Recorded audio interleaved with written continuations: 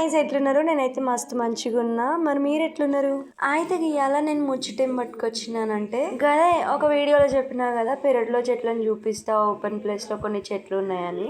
గవే చూపిద్దామని చెప్పి ఇప్పుడైతే నేను వీడియో చేసిన. ఇవి వచ్చేసి కనకాంబరాల చెట్లు.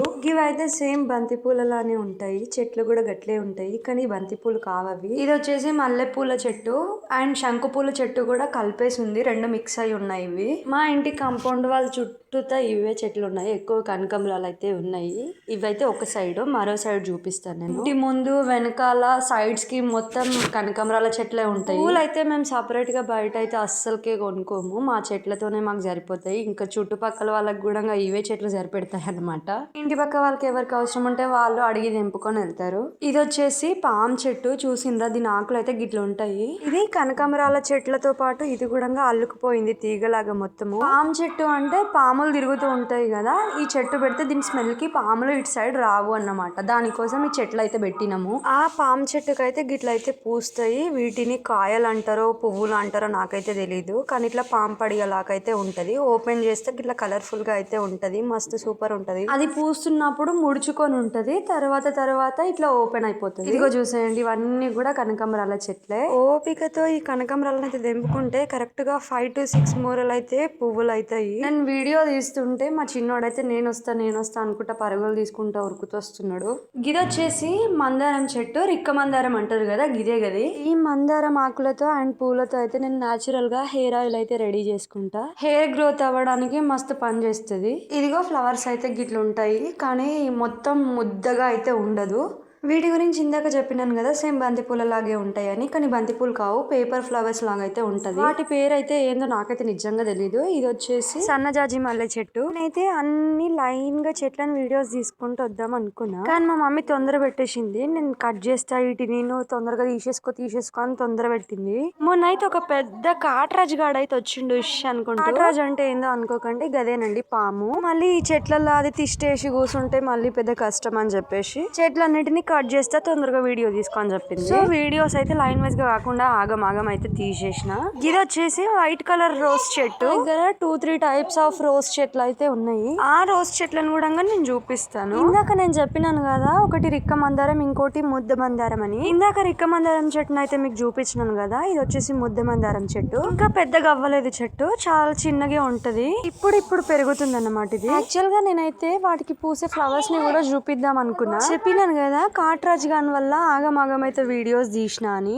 దరిద్రం ఏంటో గానీ ఆ రోజు చెట్లకైతే ఫ్లవర్స్ లేవు, సో ఫ్లవర్స్ ని తీయలేను. ఈ మందారం చెట్టు మనకు అందుబాటులో ఉంటే గానీ, లేదా ఇంటి దగ్గర ఉంటే గానీ మనం మంచి హెయిర్ ఆయిల్ అయితే రెడీ చేసుకోవచ్చు. ఆ ఆయిల్ వల్ల మంచిగా హెయిర్ ఫాల్ కాకుండా ఉంటది, థిక్ హెయిర్ ఉంటది, హెయిర్ కూడా లాంగ్ అవుతుంది. నెక్స్ట్ ఇది తమలపాకు చెట్టు.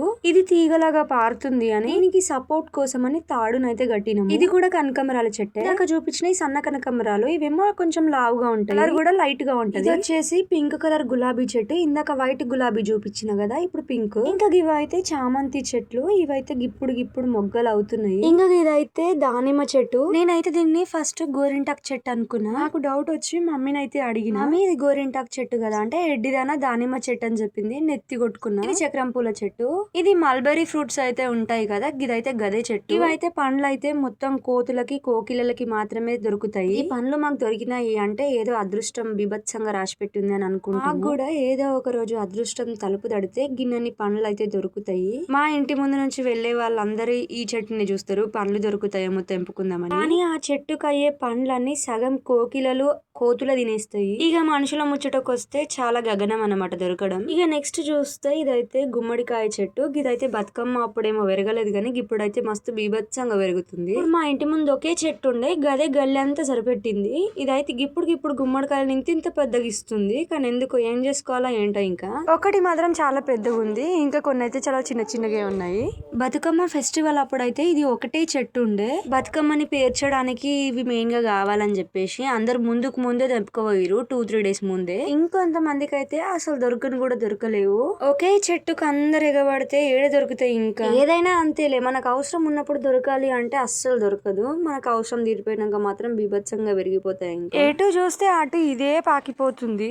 ఇప్పుడు ఇంతగానం పెరిగే ఈ చెట్టు బతుకమ్మ పండుగ సీజన్ టైంలో కూడా గిట్లనే పెరిగితే బతుకమ్మని ఇంకాస్త పెద్దగా పేర్చే వాళ్ళమేమో అనిపిస్తుంది నాకు ఈ చెట్టుని చూస్తుంటే. ఇంకా మాకు ఇప్పుడు గుమ్మడికాయలు చాలా కరువే అయిపోయినాయి. కానీ నేను చిన్నగా ఉన్నప్పుడు అయితే అప్పుడు కూడా మా మమ్మీ గిట్లే చెట్లను పెంచుతుండే. అప్పుడు ఇంకా ఎప్పుడు ఒక గుమ్మడికాయ అడ్వాన్స్ గా ఉంటుండే. ఫెస్టివల్స్ అప్పుడు వీటిని గుమ్మం ముందు కొడతారు కదా, ఫెస్టివల్స్ కి కొట్టడానికి అని చెప్పేసి మా మమ్మీ అయితే గిట్లా వీటిని దాచి పెడుతుండే సెల్ఫ్ లల్లా. ఎప్పుడు చూడు మా ఇంట్లో 2-3 అడ్వాన్స్ అయితే ఉంటుండే. ఏదైనా ఫెస్టివల్ వచ్చినప్పుడు గుమ్మం ముందు దన్న కొట్టేస్తుంటే వీటిని. ఇంతకు ముందు చెప్పినాను కదా నేను కాంపౌండ్ వాళ్ళ 4 సైడ్స్ కి అయితే కనకాంబరాల చెట్లు ఉన్నాయని. ఇంతకు ముందు చూపించింది ఒక సైడ్ అయితే ఇది మరో సైడ్ అన్నమాట.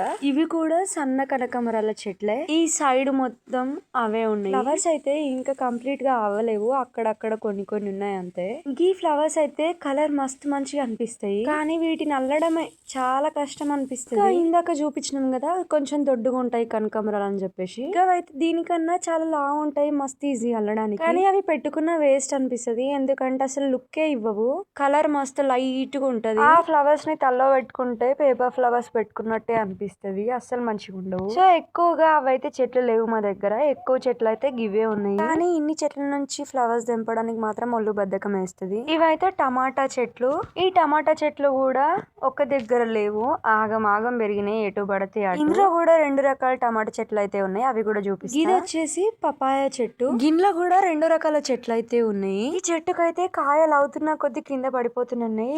ఈ చెట్టుకైతే కాయలు అవుతున్నాయి. ఇంకా చూసిండ్రా, దీనికి ఇంకా పెద్దగా ఉన్నాయి కాయలు, ఇంకా అవుతున్నాయి, చిన్న కూడా ఉన్నాయి కదా. గివి పండ్లు అయితే ఇక మస్తు పండగ ఎగ్దం తినొచ్చు. ఇదంతా కూడా మా ఇంటి వెనకాల సైడ్ అన్నమాట. ఈ ఓపెన్ ప్లేస్ లో అయితే ఇవన్నీ పెంచుతాం మేము. ఇందాక చూసిన చెట్లు అయితే ముందు సైడ్, ఇదేమో వెనకాల సైడ్. చూసిండ్రా, ఇక్కడ కూడా కనకాంబరాల చెట్లు ఉన్నాయి. మా ఇంటి చుట్టూతా ఎటు చూసినా కూడా కనకాంబరాల చెట్లే కనిపిస్తాయి. ఇవే చెట్లు కాకుండా ఇంకా కూడా ఉన్నాయి. ఇప్పుడు నేను కంది చెట్టును అయితే చూపిస్తా. ఇక్కడ చూసేయండి, ఇదైతే కంది చెట్టు.